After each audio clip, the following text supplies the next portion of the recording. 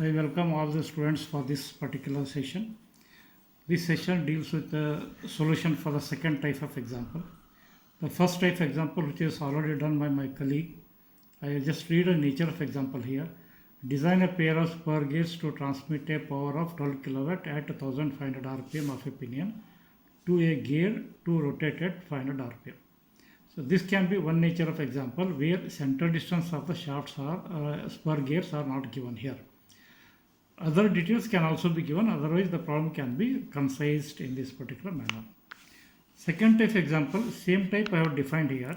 Design a pair of spur gears to transmit a power of 12 kilowatt at 1500 rpm of a pinion to a gear to rotate at 500 rpm. The center distance between the gears is 300 millimeter approximately. So this is an additional data which I have given here. Compared to first and second example, center distance is extra. So which means that the first example do not deal with the center distance. Second example particular deals with the center distance. So meaning here is I have a pinion, then I have a gear. These two are separated by a center distance as a C. So this C becomes an important role in identifying the nature of example. Since spur gears and helical gears are used for connecting parallel axis shafts, therefore nature of examples of a spur gear and helical gear are the same, they based on the center distance. First nature of example, which is already solved by my colleague Arvind, do not have the center distance. So means you are free to assume the number of teeth or number of teeth is given in the example. Second type example deals with the center distance, so therefore you are not free to assume center distance. Meaning here is, if C is not given, means first example which you already solved, C is not given, then Z1 number of teeth on the pinion may be given, or you can assume. If you are assuming Z1, it has to be greater than 20 teeth. Then your solution starts from this particular teeth. This is one nature of example. Second nature of example is if C is given, means center distance is given, like the second example what I am taking, then do not assume Z1. By mistake, if you assume Z1, you are going to lead to a mistake where your designed gears will not satisfy the given center distance. That is a precaution which you are supposed to take care. So the second example, nature example, where center distance is given, I am going to solve the example based on the center distance now. This is important criteria. Solution is, for the example given, velocity ratio I is N1 by N2, 1500 by 500, that is 3, velocity ratio. Since the center distance C is D1 plus D2 by 2, that is 300 mm given, D1 plus D2 by 2, therefore D1 plus D2 from this is 300 into 2, that is a 600, that is going to be equation number 1. We also know the velocity ratio I is 3, that is what is calculated here, that is nothing but a D2 by D1. Therefore D2 is equal to 3 times of D1, that is equation number 2. So this value of D2 you substitute here in the equation number 1. So therefore D1 plus 3 times D1 is equal to 600, or 4 times D1 is equal to 600. Therefore D1 is 600 divided by 4, it will be 150. This value you substitute in equation number 2, so you will get a D2 value. D2 is 3 times D1, that is 3 into 150 is 450. So initially we came to know about the D1 and D2 value based on the center distance given. Then I will go with the usual format. Form factor is capital Y pi into small y.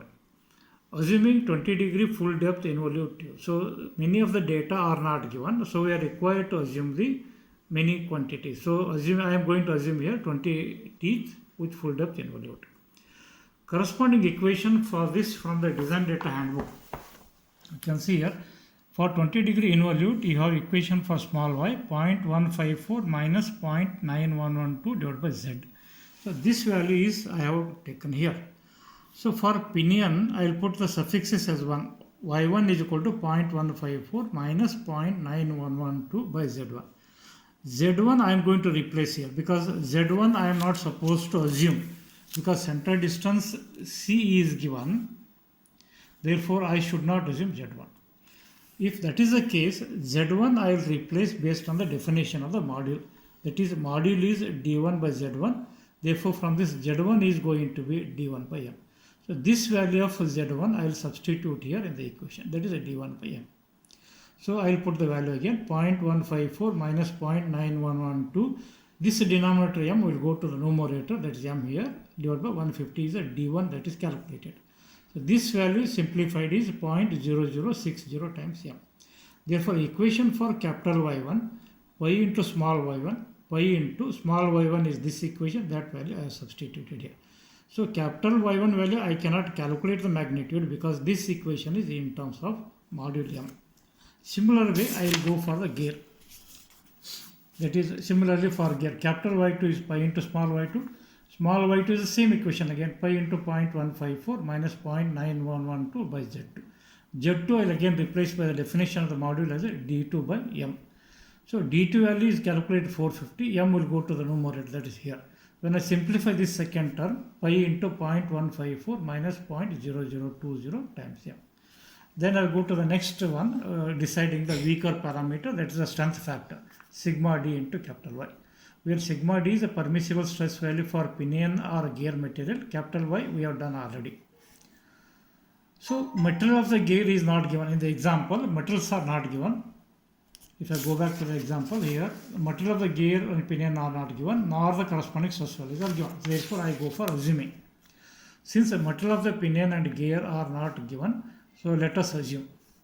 Material for pinion I assume as a C30. Therefore, corresponding sigma D1 is 140. That is from the table you can see the data handbook. So this is the one. For forced steel, C30 value is here. C30 not treated, 140 is the stress value. So this stress value I have copied over here. Then I am assuming material for the gear as a good grade cast iron. For good grade cast iron, again you can see the table. Good grade cast iron I have assumed. There are many cast iron, you can assume any one value. So corresponding stress value is 70.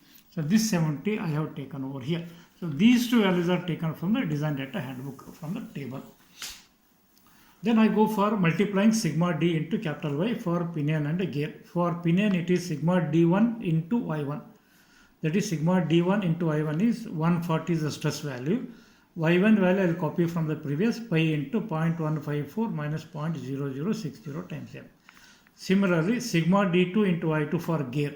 Sigma D2 for the gear is 70, that I am putting here. Y2 for the capital Y2 what you calculated, that equation you copy here. Pi into 0.154 minus 0.0020 times M. We know that the module